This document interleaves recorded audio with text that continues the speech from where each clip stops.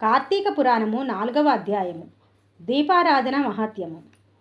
వశిష్ఠుడు మిథిలాగరాధీశ పరిపూర్ణమైన పుణ్యాన్ని ప్రసాదించే దీపారాధన వైభవాన్ని వివరిస్తాను, శ్రద్ధగా విను అన్నాడు. దీపారాధన ఏ విధంగా, ఎక్కడ, ఎప్పుడు, ఏ ఏ ఆశయాలతో, ఏ ఏ కోరికలు తీరాలని చేయాలో వివరంగా చెప్పాడు. రాజర్షి, కార్తీక మాసంలో గోపుర ద్వారం దగ్గర కానీ, శివలింగం ముందు కానీ, నదీ తీరంలో కానీ దీపాన్ని వెలిగించాలి. ఆవునేతితో కానీ, నువ్వుల నూనెతో కానీ, ఇప్ప నూనెతో కానీ, ఆఖరికి ఆముదంతోనైనా సరే దీపాన్ని వెలిగించాలి. పుణ్యం కోసమో, ప్రసిద్ధి కోసమో, గొప్ప కోసమో, కోరికలు తీరడం కోసమో, దేనికైనా సరే తెలియక కానీ తెలిసి కానీ దీపాన్ని వెలిగించాలి. ఏ విధంగా వెలిగించినా వెలిగించిన వారికి దీపారాధన చేసిన ఫలితం లభిస్తుంది. దీపాన్ని పైకి ఎగదోసి వెలిగించినా సరే దీపారాధన చేసిన ఫలితం కలిగి తీరుతుంది. ముక్తి లభిస్తుంది, కోరికలు సిద్ధిస్తాయి. మహారాజా, పూర్వం పాంచాల రాజ్యాధిపతి సమస్త భోగభాగ్యాలు ఉన్నాయి, కానీ సంతానమే లేదు. ఆ కొరతతో రాజదంపతులు ఎంతగానో కృంగిపోయారు. వారు అంతులేని దానధర్మాలు చేశారు, ఫలితం లభించలేదు. చివరికి రాజు గోదావరి ఒడ్డున తపస్సు చేయడం మొదలుపెట్టాడు. మహారాజు తపస్సు చేస్తున్న సమయంలోనే పిప్పలాద మహర్షి అక్కడకు వచ్చారు. రాజు ఎందుకు తపస్సు చేస్తున్నాడో తెలుసుకున్నాడు. మహారాజా, ఈ కార్తీక మాసంలో జపతపాలు చేయడం కంటే నిత్యం చేసే దీపారాధన వలన నీ కోరిక సిద్ధిస్తుంది అని చెప్పాడు. రాజు వెంటనే తపస్సు మాని రాజధానికి చేరుకున్నాడు. శివప్రీతి కోసం అనేక పూజలు, పురస్కారాలు చేసి ప్రతిరోజు దీపారాధన చేశారు. మహారాజుకి భగవంతుని అనుగ్రహం లభించింది. మహారాణి గర్భము ధరించింది. 9 నెలలు నిండినాక పండంటి పుత్రుడికి జన్మనిచ్చింది. రాజదంపతులు, నగర ప్రజలు ఎంతో సంతోషించారు. రాజ్యమంతటా ప్రతి ఒక్కరికి కార్తీక వ్రతం ఆచరించమని హెచ్చరికలను జారీ చేశాడు. మహారాజు తన కుమారుడికి శత్రుజిత్తు అని పేరు పెట్టి అల్లారు ముద్దుగా పెంచి పెద్ద చేశాడు. లేక కలిగిన సంతానమని గారాబం చేయడంతో శత్రుజిత్తు దుర్వ్యసనాలకు లొంగిపోయాడు. వేశ్యల వంట తిరుగుతున్న కారణంగా అతడంటే అందరికీ అసహ్యం ఏర్పడింది. ఆ నగరంలో అందమైన ఒక బ్రాహ్మణ ఇల్లాలు ఉండేది. ఒకనాడు శత్రుజిత్తు ఆమెను చూశాడు. మోహపరవశుడై ఆమె వద్దకు వెళ్ళి తన కోరికను తెలియజేసి సురత క్రీడతో తనను ఆనందింపచేయమని అడిగాడు. అందచందాల ఆ బ్రాహ్మణ స్త్రీ కూడా రాకుమారుని అందచందాలకు మురిసిపోయి అతడి కోరికను అంగీకరించింది.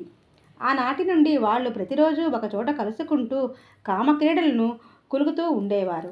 క్రమంగా వీరి రహస్య వ్యవహారము బట్టబయలై అందరికీ తెలిసింది. ఆమె భర్తకు కూడా వీరిద్దరిని గమనించాడు. ఎట్లాగైనా వీళ్ళని చంపాలని కక్ష కట్టాడు. సమయం ఎప్పుడు దొరుకుతుందా అని ఎదురు చూచాడు. అది కార్తీక పూర్ణిమ సోమవారం. రాకుమారుడు బ్రాహ్మణశ్రీ శివాలయంలో కలుసుకోవాలని నిర్ణయించుకున్నారు. అర్ధరాత్రి నిద్రలేచి తన ప్రియుడైన రాకుమారిని కలుసుకోవడానికి బయలుదేరింది బ్రాహ్మణశ్రీ. అది గమనించిన ఆమె భర్త సమయం దొరికిందని కత్తి పట్టుకుని ఆమె వెనకాలే బయలుదేరాడు. పాడుపడిన శివాలయం కావడంతో కన్ను కనిపించని కటిక చీకటిగా ఉంది. రాకుమారుడు దీపం ఉంటే బాగుండేది అనడంతో బ్రాహ్మణశ్రీ వెళ్ళి తన చీర కొంగు చింపి వత్తి చేసింది. రాజకుమారుడు అవతలకు వెళ్ళి ఆముదం తెచ్చాడు. ఆలయంలోని దీపపు కుందిలో ఆముదం పోసి వత్తి వేసి దీపం వెలిగించారు. ఆ వెలుగులోనే వాళ్ళు సరస సల్లాపాలు ఆడుకుంటున్నారు. తగిన అదను చూసి బ్రాహ్మణశ్రీ భర్త వారి దగ్గరకు వచ్చి వారిద్దరిని నరికివేశాడు. ఆ తరువాత కత్తితోనే తాను పొడుచుకుని మరణించాడు. కైలాసం నుండి శివదూతలు, యమలోకం నుండి యమదూతలు కూడా వారిని తీసుకువెళ్ళడానికి వచ్చారు. శివదూతల రాకుమారిని, బ్రాహ్మణశ్రీని రథం ఎక్కించుకొని తమ వెంట కైలాసానికి తీసుకుని వెళ్ళబోతున్నారు. బ్రాహ్మణ ఇల్లాలి భర్తని యమభటులు నరకానికి తీసుకుని ప్రయాణమైనారు. అప్పుడు ఆ విప్రుడు యమదూతలతో, సదాచార సంపన్నుడైన నన్ను నరకానికి తీసుకుపోవడమేమిటి? చెడు ప్రవర్తన కలిగిన వారిద్దరినీ కైలాసానికి తీసుకుపోవడమేమిటి?